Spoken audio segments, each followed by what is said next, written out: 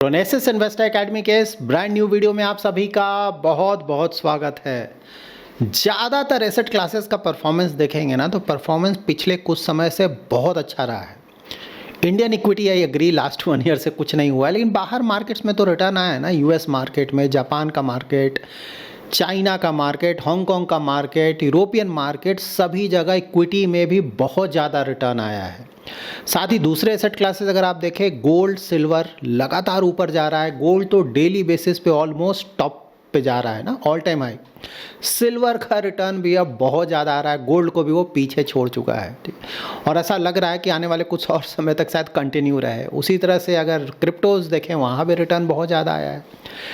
Date India में of course last year तो आया था, इस साल डेट के रिटर्न्स अच्छे नहीं हैं, तो इंडिया में तो ऑफकोर्स मानना पड़ेगा कि इक्विटी और डेट का कोई खास परफॉर्मेंस नहीं रहा है रिसेंट टाइम्स। लेकिन हाँ, गोल्ड सिल्वर और अगर किसी ने क्रिप्टोज में इन्वेस्ट किया वहाँ तो रिटर्न आ रहा है। और साथ ही वर्ल्ड इक्विटीज़ में अगर आप देखेंगे, जो कि हमने ऑलरेडी डिस्कस किया, वहाँ भी बहुत ज़्यादा रिटर्न आ रहा है।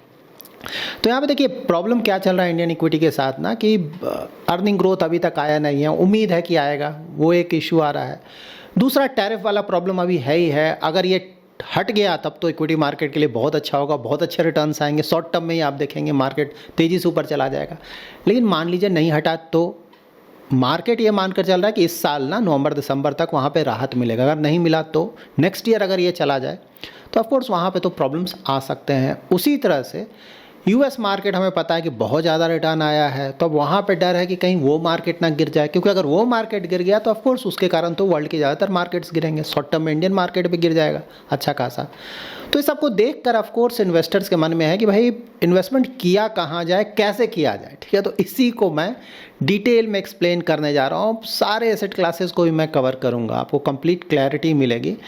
लाइक ETF से रिलेटेड भी आप लोग के क्वेरीज़ हैं, उसको मैं कवर करूंगा। Mutual funds, Indian equity, international equity, gold silver, crypto, debt, सभी कुछ कवर करूंगा। ठीक है, और साथ ही इंटरनेशनल इक्विटी में US, China, Hong Kong, Japan, Europe, सभी कुछ ब्रीफली मैं कवर करने जा रहा हूँ। डिटेल वीडियो है, इन्वेस्टमेंट स्ट्रैटेजी के बारे में आपको पता चलेगा। और प्लस मैं क्या कर रहा हूँ या फिर क्या करने वाला हूँ, थोड़ा बहुत उसका भी मैं आइडिया दूंगा। तो पूरा वीडियो देखें, पसंद आए तो लाइक और शेयर जरूर करें। पहली बार हमारे यूट्यूब चैनल पे आ रहे हैं तो चैनल को जरूर सब्सक्राइब करें। नाउ इन्वेस्टमेंट स्ट्रैटेजी के बारे में जान लेते हैं कि डिफरेंट एसेट क्लासेस में किस तरह का इन्वेस्टमेंट स्ट्रैटेजी किया जा सकता है। ऑफकोर्स मुझे जो समझ है उसके अनुसार ही बताऊँगा। आपको क्या करना है, बेसिस और रिस्क प्रोफाइल और इन्वेस्टमेंट होराइजन आपको डिसाइड करना होगा। तो देखिए ETF से रिलेटेड बहुत क्वेरीज आते हैं, तो देखिए हमेशा ध्यान में रखें, जैसे गोल्ड सिल्वर ये सब में अपना इन्वेस्टमेंट करना है ना, ETF को सेलेक्ट करें। ठीक है, उसी तरह से इंटरनेशनल इक्विटीज़ में जाना है ना, तो अगर ETF डीमैट अकाउंट से अगर आप कंफर्टेबल हैं ना, तो ETF ही अच्छा ऑप्शन होता है। ठीक है, तो ETF में जैसे US में इन्वेस्टमेंट करना है तो S&P 500 जाना है, NASDAQ जाना है, तो उसके ETFs अवेलेबल हैं, उसके थ्रू आप जाएँ। उसी तरह से मान लीजिए आपको चाइना और हांगकांग के मार्केट में एक्सपोजर लेना है, उसका भी ETF अवेलेबल है इंडिया में, आप उसके थ्रू इन्वेस्टमेंट कर सकते हैं। जापान और यूरोपियन कंट्रीज़ के लिए फंड ऑफ फंड्स अवेलेबल हैं, वो आपको मिल जाएगा। तो याद रखें ETF के थ्रू अगर आपको इन्वेस्टमेंट करना है तो INAV ज़रूर चेक कर लें। INAV मतलब मेरा काम ही है ना, डेली बेसिस पे ये सब चेक करता हूँ। बहुत ज़्यादा डिफरेंस आ रहा है। ठीक है, तो आप बहुत ज़्यादा महंगा खरीद लेंगे, उसके कारण आपके रिटर्न्स घट कर आएंगे। ठीक है, तो INAV बस आपको ना गूगल पे जाएं, जो भी फंड है ETF है उसका नाम लिखे INAV, उसके वेबसाइट पे मिल जाएगा, NSE के वेबसाइट पे मिल जाएगा, INAV आराम से आपको मिल जाएगा। INAV के बारे में डिटेल भी मैंने ETF का जो वीडियो है ना उस पर बताया हुआ है, तो अगर आपने वॉच नहीं किया तो ETF का वीडियो आप वॉच करें, उसमें आपको कंप्लीट डिटेल्स मिल जाएगा। मैं उसका लिंक ट्राई कर रहा हूँ, डिस्क्रिप्शन में मैं डाल दूंगा, उसको आप वॉच कर लें। तो ETF बहुत अच्छा ऑप्शन है गोल्ड सिल्वर इंटरनेशनल इक्विटीज़ में अगर एक्सपोजर लेना है तो। ठीक है, तो ETF के लिए ऑफकोर्स जाया जा सकता है। उसके बाद म्यूचुअल फंड्स देखिए किसी भी मार्केट कंडीशंस हो, अगर आपका SIP चल रहा है ना तो उसमें दिक्कत नहीं होना चाहिए। ठीक है, लमसम में आपको सोचना पड़ता है, मार्केट को थोड़ा टाइम करना रहता है। अब एसेट क्लासेस को कवर कर लेते हैं। तो देखिए सबसे पहले इंडियन इक्विटी, तो इंडियन इक्विटी बिल्कुल सही बात है कि अभी बिल्कुल परफॉर्मेंस नहीं आया है और नियर फ्यूचर में शायद ऐसा ही चलेगा। देखिए ट्रिगर क्या आएगा, ट्रिगर आएगा US का टैरिफ्स। अगर वहाँ पे राहत मिलेगा तो मार्केट शॉर्ट टर्म में ही शायद तेज़ी से ऊपर चला जाए।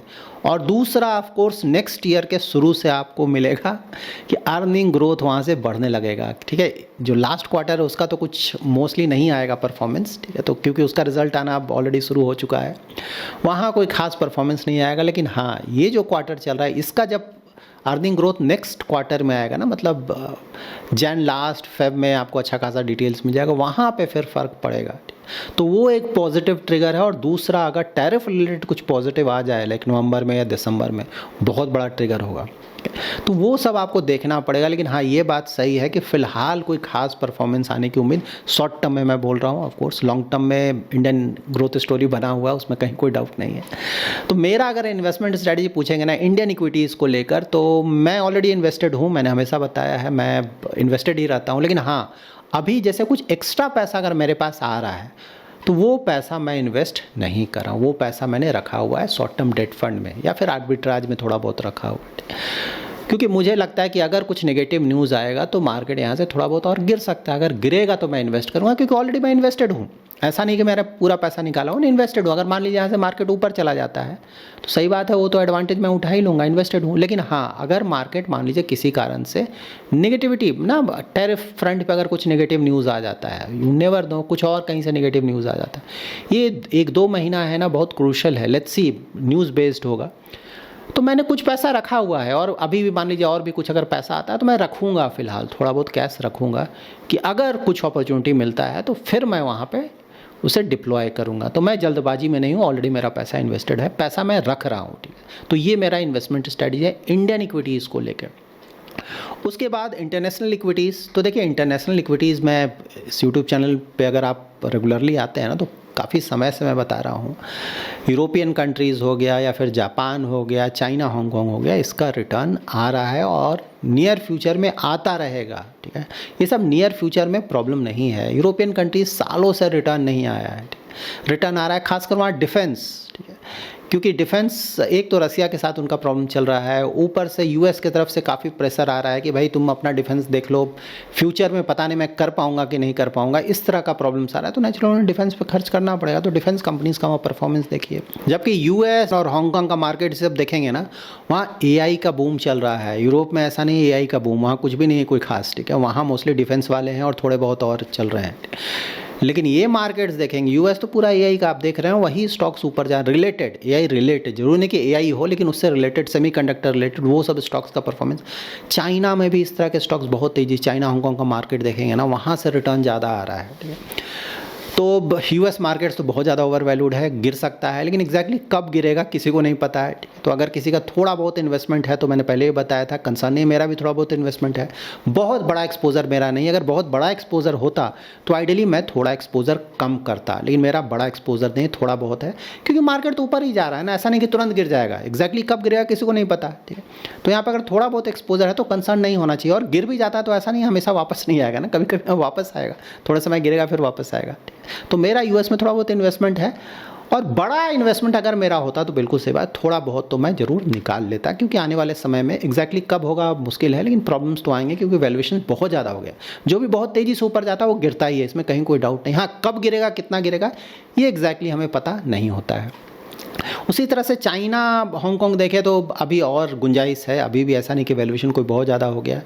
वहाँ भी एआई रिलेटेड जो कंपनीज़ हैं ना, टेक रिलेटेड, उनका परफॉर्मेंस आ रहा है और वो भी काफ़ी इन्वेस्ट कर रहे हैं यहाँ पे, क्योंकि यूएस पे डिपेंडेंस तो अब रखना नहीं है उनको ना, क्योंकि यूएस की तरफ से आप देख रहे हैं चिप नहीं दिया जा रहा है, और भी जो एडवांस टेक्नोलॉजी हो नहीं दिया जा रहा है। चाइना को खुद डेवलप करना पड़ेगा, तो वहाँ पर तो खर्च करना पड़ेगा, तो वहाँ पर उनके लिए प्लस पॉइंट है, तो वहाँ पर और गुंजाइश है। इकोनॉमी वाइज, जीडीपी वाइज कोई बहुत ज़्यादा नहीं होने जा रहा है चाइना में, ठीक, पहले बताया, मतलब 4-5% से ज़्यादा की उम्मीद ना रखें, उसी तरह का होगा। लेकिन हाँ, ऑलरेडी बहुत बड़ा इकोनॉमी हो चुका है, और प्लस टेक में अगर और ज़्यादा इन्वेस्टमेंट होगा तो वहाँ की कंपनीज़ का परफॉर्मेंस इंप्रूव होगा।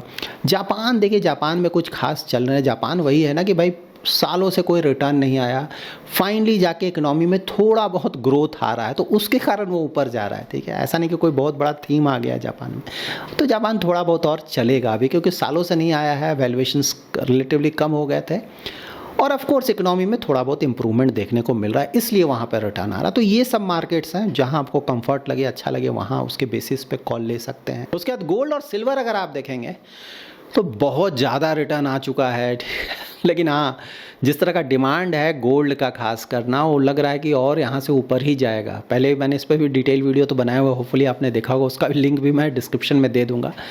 और सिल्वर का तो इंडस्ट्रियल डिमांड है, तो उसका तो भी उम्मीद है कि नियर फ्यूचर में दोनों का रिटर्न आता रहेगा। लेकिन अगेन ये मान कर चलें, जो कि इक्विटी में मैंने बताया था ना, यूएस मार्केट्स की लगातार ऊपर जा रहा है, सही बात है, लेकिन गिरावट तो आएगा और अच्छा खासा गिरावट आएगा और उसके बाद हो सकता है कि कुछ सालों तक रिटर्न ना आए। ठीक है, गोल्ड में पहले का अगर आप देखेंगे हिस्ट्री ना, ऐसा ही हुआ है, बहुत ज़्यादा रिटर्न, उसके बाद कुछ सालों तक बिल्कुल गायब। ठीक है, कोई रिटर्न नहीं।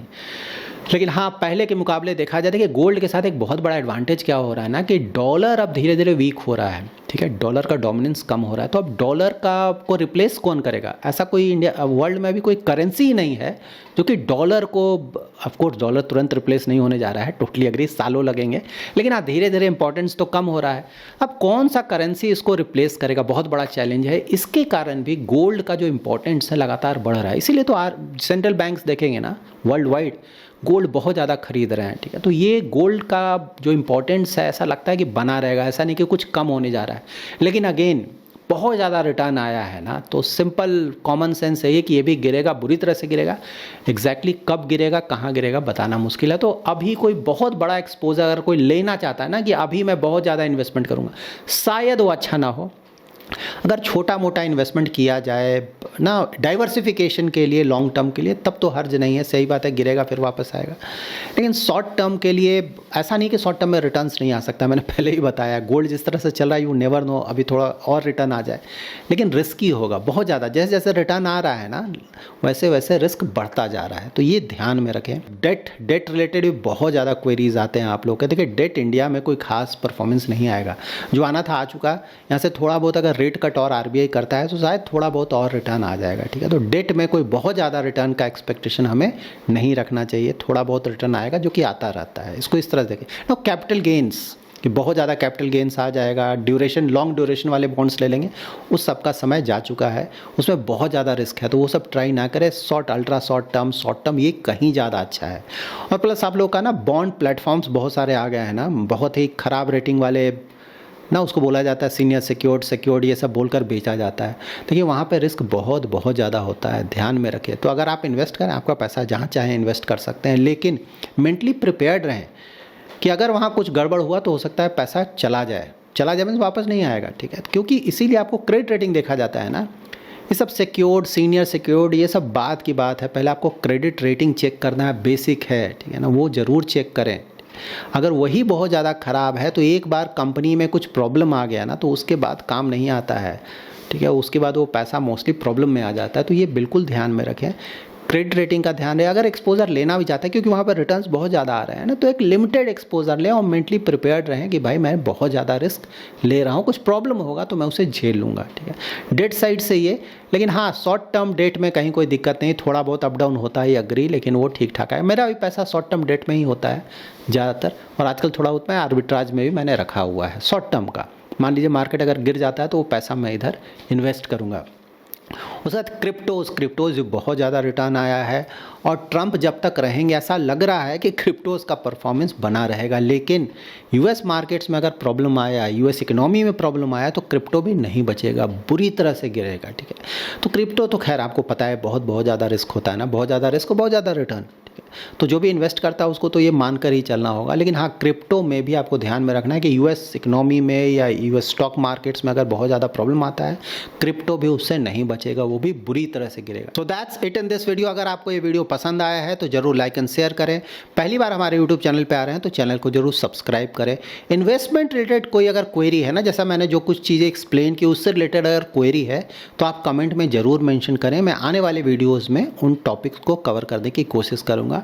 नेक्स्ट वीक से मैं इक्विटी फंडामेंटल और वैल्यूएशन रिलेटेड भी कुछ वीडियोस मैं आप लोग के लिए लाने जा रहा हूँ ना, तो उससे रिलेटेड भी अगर कोई क्वेरी है तो आप कमेंट में ज़रूर मेंशन करें। Thanks lot for watching.